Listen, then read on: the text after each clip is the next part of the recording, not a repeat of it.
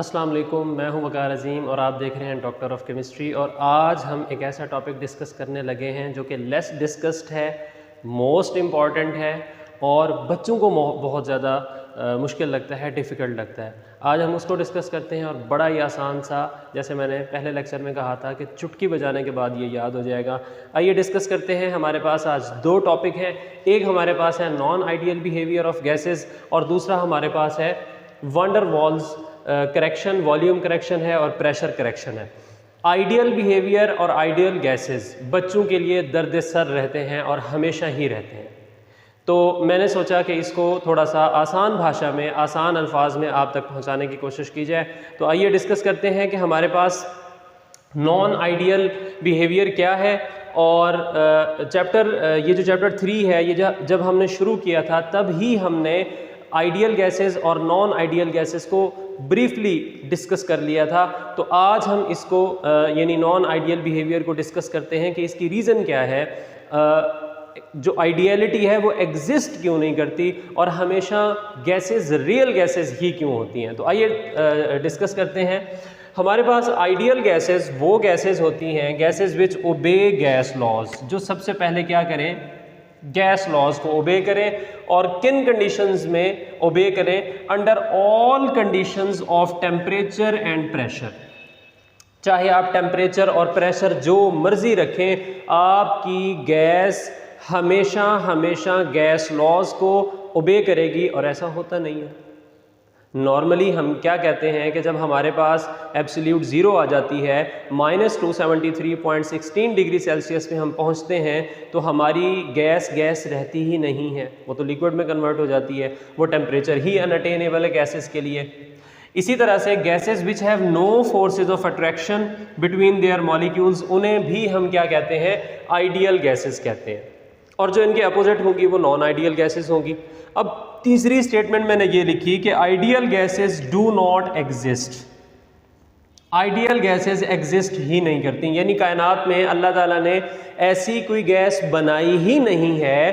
There is no gas जिसके अंदर, जिसके मॉलिक्यूल्स के दरमियान में फोर्सेज ऑफ अट्रैक्शंस ना हो। ऐसा इम्पॉसिबल है, मुमकिन ही नहीं है, होता ही नहीं है। तो हमारे पास यहाँ पर भी इसी तरह से है। अब सवाल ये पैदा होता है कि ऐसा हुआ क्यों नहीं है, ऐसा क्यों नहीं होता? तो उसके लिए हमारे पास रीजंस हैं। देयर आर 2 रीजंस और ये 2 फॉल्टी ऑपरेटर्स हैं काइनेटिक मॉलिक्यूलर थ्योरी के। आप मेरा काइनेटिक मॉलिक्यूलर थ्योरी वाला लेक्चर, जो कि डिस्क्रिप्शन में, जिसका लिंक भी अवेलेबल है, प्लेलिस्ट में भी है, 2 बार मैंने दिया हुआ है, आप वो लेक्चर अगर देख लें तो आपको वहाँ पर ये बात समझ आ जाएगी कि वहाँ पर मैंने 2 पास्टुलेट्स KMT के डिस्कस किए थे कि दीज आर 2 रॉन्ग पास्टुलेट्स, और इन रॉन्ग पास्टुलेट्स को ठीक किया था वैन डर वाल्स ने। तो आइए डिस्कस करते हैं कि ये रॉन्ग पास्टुलेट्स कौन कौन सी हैं। पहला था कि volume of gas molecule is negligible as compare to volume of the vessel. जिसके अंदर आपने उसे इनक्लोज किया हुआ है, उस कंटेनर का वॉल्यूम और गैस के मॉलिक्यूल्स का वॉल्यूम, यानी गैस के मॉलिक्यूल्स का वॉल्यूम इतना कम होता है कि हम उसे नेग्लेक्ट कर देते हैं। मतलब हम कहते हैं कि गैस के मॉलिक्यूल्स का एक्चुअल वॉल्यूम है ही नहीं। तो ऐसा पॉसिबल नहीं है। बेशक कम होता है लेकिन होता ज़रूर है। जब हम बहुत ज़्यादा फोर्स अप्लाई करते हैं, प्रेशर अप्लाई करते हैं गैस के ऊपर, गैस के मॉलिक्यूल्स एक दूसरे के करीब आते हैं और उनके दरमियान में रिपल्सिव फोर्सेस ऑपरेट करना शुरू कर देती हैं।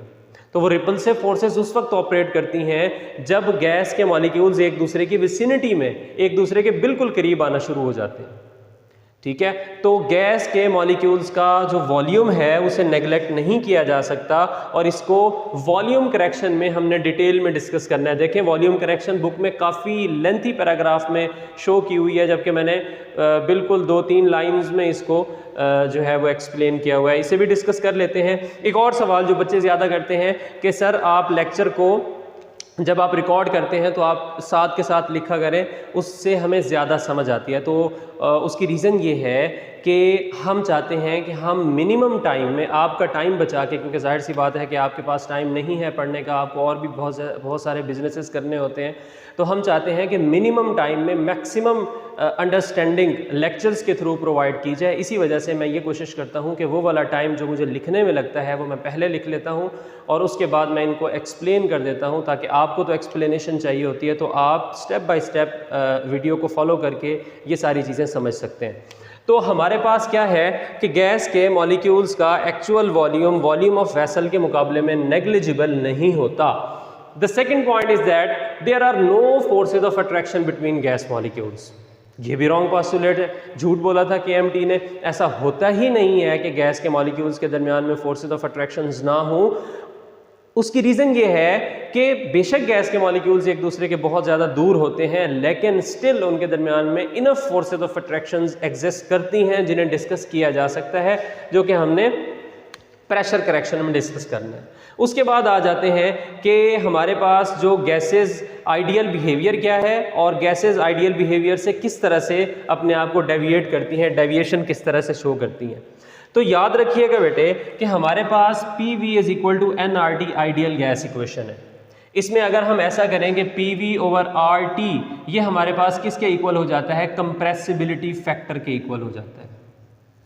यदि हमारे पास कोई गैस अवेलेबल है और उस गैस का प्रेशर इस तरह से एडजस्ट करें, वॉल्यूम इस तरह से एडजस्ट करें, प्रेशर R उसकी वैल्यू इस तरह से एडजस्ट करें, टेम्परेचर R तो ज़ाहिर है कांस्टेंट है, और टेम्परेचर इस तरह से एडजस्ट करें कि इनका कलेक्टिव आइडियल गैस के लिए जब हम ग्राफ बनाएं तो कलेक्टिवली इसका आंसर क्या आना चाहिए, 1 आना चाहिए। यानी compressibility factor for ideal gases should be equal to 1। Now if we plot a graph between PV over nRT जो कि हमारे पास कंप्रेसिबिलिटी फैक्टर है and the pressure on x axis, ये हमारे पास x एक्सिस है, ये y एक्सिस है, तो हमारे पास आइडियल कंडीशन का जो ग्राफ आना चाहिए वो ये आना चाहिए।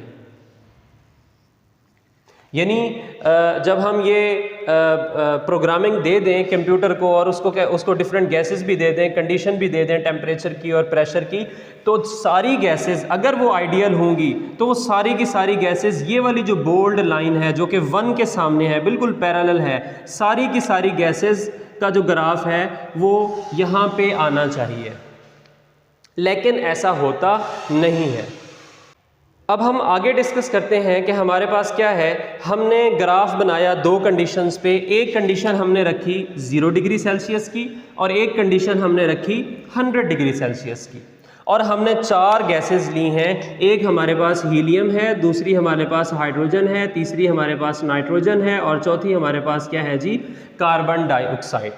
जब हमने 0 डिग्री सेल्सियस के ऊपर ग्राफ बनाया या ग्राफ हमारे पास हासिल हुआ, वो आपको यहाँ पे ब्लैक लाइनों में मैंने जूम करके शो करवाया हुआ है, ब्लैक लाइंस में आपको शो हो रहा है। अगर आप ब्लैक लाइन को हीलियम के लिए फॉलो करें तो ये ब्लैक लाइन जो है वो यहाँ से हमारे पास स्टार्ट होती है और ये इस तरह से प्रोपेगेट करती है। यानी कि देखें डेविएशन शुरू से ही लोअर प्रेशर के ऊपर ही डेविएशन स्टार्ट हो गई थी, और हाइड्रोजन की डेविएशन उससे भी पहले स्टार्ट हो गई, और नाइट्रोजन की डेविएशन इस तरह से है कि पहले ये नेगेटिवली यानी कि नीचे की तरफ इसका जो कंप्रेसिबिलिटी फैक्टर की वैल्यू है वो 1 से नीचे चली जाती है, उसके बाद ये ऊपर चली जाती है। और जब हम कार्बन डाइऑक्साइड की बात करते हैं तो उसका तो है ही एनॉमलस बिहेवियर, इसे हम डिटेल में भी डिस्कस करेंगे, अभी मैं इसे डिस्कस नहीं कर रहा। उसकी रीज़न ये है कि हम इसे कंक्लूड करना चाहते हैं। तो ये 0 डिग्री सेल्सियस के ऊपर, अब 0 डिग्री सेल्सियस पे आप देखें कि गैस यानी हीलियम का जो ग्राफ है वो आइडियल ग्राफ से अच्छा खासा दूर है। इसी तरह से हीलियम का ग्राफ भी अच्छा खासा दूर है, इसी तरह से नाइट्रोजन का भी, और इसी तरह से कार्बन डाइऑक्साइड का भी। उसके बाद हमने क्या किया, हम फाइंड करना चाह रहे थे कि हमारी गैसेस, एक तो कंफर्म हो गया यहाँ से कि कोई भी गैस, इन चारों में से कोई भी गैस आइडियल नहीं है। अगर होती तो कौन होती, हीलियम होती, क्योंकि ये नोबल गैस है, या होती तो हाइड्रोजन होती। इसके अलावा जितनी भी गैसेस हैं उनके तो आइडियल होने के चांसेस ही बहुत कम है। जब ये आइडियल नहीं है तो वो भी आइडियल ऑब्वियसली नहीं होंगी। आगे बात करें, हमने यही वाला ग्राफ जो है वो किसके लिए ड्रॉ किया, हमने यही वाला ग्राफ ड्रॉ कर दिया 100 डिग्री सेल्सियस के लिए। अब 100 डिग्री सेल्सियस के लिए जो लाइंस मैंने लगाई हुई हैं ये आपको ग्रीन लाइंस, ये देखें हीलियम का ग्राफ जो है ये ग्रीन लाइन में शो हो रहा है, हाइड्रोजन का भी ग्रीन लाइन में है, नाइट्रोजन का भी है और कार्बन डाइऑक्साइड का। अब अगर आप डिस्टेंस नोट करें तो हीलियम का डिस्टेंस कम हो चुका है, हाइड्रोजन का भी कम हो चुका है, नाइट्रोजन का भी कम हो चुका है, और कार्बन डाइऑक्साइड का डिस्टेंस भी आइडियल लाइन से क्या हो चुका है, कम हो चुका है। मतलब उनका यानी इन गैसेस का बिहेवियर आइडियल बिहेवियर के बिल्कुल साथ, बिल्कुल करीब आ चुका है। तो इसकी रीज़न ये है कि जब हम क्या करते हैं कि टेम्परेचर बहुत ज़्यादा बढ़ा देते हैं तो गैसेस के मॉलिक्यूल्स की काइनेटिक एनर्जी बढ़ जाती है। काइनेटिक एनर्जी बढ़ती है तो वो बहुत ज़्यादा दूर चले जाते हैं। जब वो बहुत ज़्यादा दूर जाते हैं तो उनके दरमियान में फोर्सेस ऑफ अट्रैक्शंस क्या हो जाती हैं, कम हो जाती हैं, एम्प्टी स्पेसेस ज़्यादा क्रिएट होती हैं और गैस किस तरफ चली जाती है, आइडियल बिहेवियर की तरफ चली जाती है। एट द सेम टाइम जब हम टेम्परेचर कम करते हैं तो काइनेटिक एनर्जी कम होती है, काइनेटिक एनर्जी कम होती है तो वेलोसिटी कम होती है, वेलोसिटी कम होती है तो गैसेस के मॉलिक्यूल्स एक दूसरे के करीब आ जाते हैं, फोर्सेस ऑफ अट्रैक्शन डेवलप होती हैं और गैसेस क्या बन जाती हैं, नॉन आइडियल बन जाती हैं। तो यहाँ तक मेरी बात क्लियर हो चुकी। आगे हम जो है वो शॉर्ट क्वेश्चन हमारा है कि गैसेस जो हैं, why gases are ideal at high temperature and low pressure and why gases are non ideal at low temperature and high pressure। तो इसकी मैंने आपको रीज़न बता दी कि आपने एक ही बात डिस्कस करनी है कि temperature is directly proportional to kinetic energy which is equal to half mv²। तो वेलोसिटी बढ़ जाती है, गैसेस के मॉलिक्यूल्स के दरमियान में फोर्सेस ऑफ अट्रैक्शंस कम हो जाती हैं। इतना सा ग्राफ था जिसके बारे में आप बहुत ज़्यादा डिफिकल्टी में थे। This is deviation from ideal behaviour, this is non ideal behaviour of the gases और non ideal behaviour of the gases हम अच्छी तरह से डिस्कस कर चुके हैं। अब हम आगे जाने लगे हैं और हमारे पास है 2 करेक्शंस और ये किसने की थी। सबसे पहला एमसीक्यूज है वान डर वाल did these 2 corrections। The first correction is volume correction and the second one is pressure correction. Volume correction के लिए हमारे पास इक्वेशन है जिसे हम समझने की कोशिश करते हैं, V free is equal to V vessel minus NB। अब बात यह है कि ये आप क्रैम तो कर लें और ज़्यादातर बच्चे क्रैम ही करते हैं, लेकिन ये है क्या, इसको समझने की क्या किस तरह से समझा जाए। देखें जी, ये हमारे पास V free जो है that is available volume for gas molecule. भाई गैस के मॉलिक्यूल्स के लिए कितना वॉल्यूम अवेलेबल है। अब मैं आपको यहाँ पे एक बात बताता हूँ कि जब हमें हमने सिर्फ आइडियल बिहेवियर को डिस्कस किया था, आइडियल गैस इक्वेशन को डिस्कस की थी, जो हमारा वेसल का वॉल्यूम हुआ करता था वही हमारा क्या हुआ करता था, available volume for the gas molecule. क्योंकि हम ये समझते थे कि गैस के मॉलिक्यूल्स का अपना वॉल्यूम है ही नहीं, हालांकि ऐसा नहीं होता।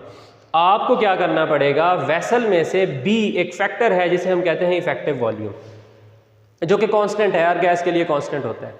ये वो वैल्यू है जब इसे आप वेसल के वॉल्यूम से माइनस करेंगे, एक्सक्लूडेड वॉल्यूम को इसमें से माइनस करेंगे वेसल के वॉल्यूम से, तो जो वॉल्यूम बचेगा वो वाला वॉल्यूम गैस के लिए अवेलेबल वॉल्यूम होगा और वही हमारे पास रियल वॉल्यूम होगा, उसी को हमने डिस्कस करना है। तो ये इस तरह से हमारे पास पहले वाली इक्वेशन इस तरह से थी कि V free ही हमारे पास क्या हुआ करता था, VI हुआ करता था, आइडियल था। लेकिन अब जहाँ पे आइडियल गैस में आप देखेंगे, आइडियल गैस इक्वेशन में जहाँ आप VI लिखा करते थे, अब वहाँ पर आप क्या लिखेंगे, V माइनस NB लिखेंगे। Is it clear? यहाँ तक एक बात आपको क्लियर होगी। दूसरी बात कि ये B क्या चीज़ है, this is effective volume which is constant for each gas, और ये किसके इक्वल है, that is 4 times the molar volume of the gas. Gas के मोलर वॉल्यूम का 4 टाइम्स ये हुआ करता है। अब मैं यहाँ से आपको यूनिट्स ऑफ B भी डिस्कस करवा देता हूँ, जो कि शॉर्ट क्वेश्चन है और ये भी बच्चे क्रैम करते हैं। क्रैम नहीं करना आपने, मेरे होते हुए केमिस्ट्री की कोई भी चीज़ आपने क्रैम नहीं करनी। देखें जी, NB is equal to 4VM। यहाँ से आपने B का जो है वो आपने क्या चीज़ फाइंड करनी है, यूनिट्स फाइंड करने हैं। तो B को यहाँ पे रहने दें, N को दूसरी साइड पे डिवाइड करते हैं, यानी volume divided by N। Volume ऊपर है और आपके पास क्या है, B is equal to V over N है। वॉल्यूम का यूनिट क्या हुआ करता है, मीटर क्यूब, और नंबर ऑफ मोल्स मोल। जब आप इस तरह इसे सेट आउट करेंगे तो आपके पास क्या बन जाएगा, मीटर क्यूब पर मोल। ये हमारे पास SI यूनिट है। ये जो ऊपर वाला यूनिट मैंने लिखा दैट इज SI यूनिट, और इसके नीचे जो मैंने यहाँ पे लिखा है डेसीमीटर क्यूब पर मोल, ये हम नॉन SI यूनिट। इसके बाद हमारे पास क्या है कि प्रेशर करेक्शन। ये वॉल्यूम करेक्शन इतने लंबे पैराग्राफ में दी हुई थी, मैंने आसान अल्फाज में आसान भाषा में आप तक पहुंचा दी। अब प्रेशर करेक्शन हमारे पास क्या है, देखें जी, ये हमारा गैस का मॉलिक्यूल था, इसे हम कह देते हैं लेट से ये A टाइप मॉलिक्यूल है, ये B टाइप है, ये B टाइप है, ये B टाइप है, और ये पहले मैं इसे इरेज कर देता हूँ और मैं सपोज करता हूँ कि मेरी गैस आइडियल गैस है और ये उस गैस के मॉलिक्यूल्स है। और मैं सपोज करता हूँ कि मेरा ये ए जो है ये सामने वाली दीवार के साथ, क्योंकि रैंडम मोशन होती है तो ये बिल्कुल सीधा जा रहा है और दीवार के साथ जाके टकराएगा।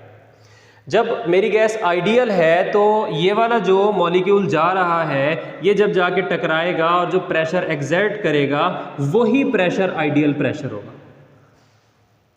रीज़न क्या है? रीज़न ये है कि इसके नेबरिंग में जितने मर्जी मॉलिक्यूल्स हों, आइडियल गैस में तो फोर्सेस ऑफ अट्रैक्शन होती ही नहीं है, तो इसको स्लो डाउन करने के लिए या इसको स्पीड अप करने के लिए कोई है ही नहीं नेबरिंग में या जो इसको इफेक्ट कर सके।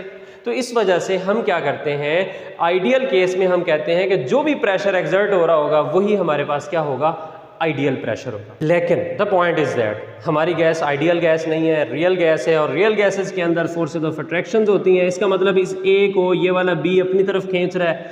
अब पहले जी ये जिस स्पीड से जा रहा था, इस अट्रैक्शन के बाद क्या ये उस स्पीड से जा सकेगा? नो, वो स्पीड कम हो जाएगी, वो प्रेशर कम हो जाएगा। इसी तरह से इसके नेबर में ये वाला मॉलिक्यूल भी अवेलेबल हो सकता है। लाजमी नहीं कि ये चार हूँ, यहाँ पर भी कोई मॉलिक्यूल हो सकता है, यहाँ भी कोई मॉलिक्यूल हो सकता है, यहाँ भी हो सकता है, यहाँ भी हो सकता है।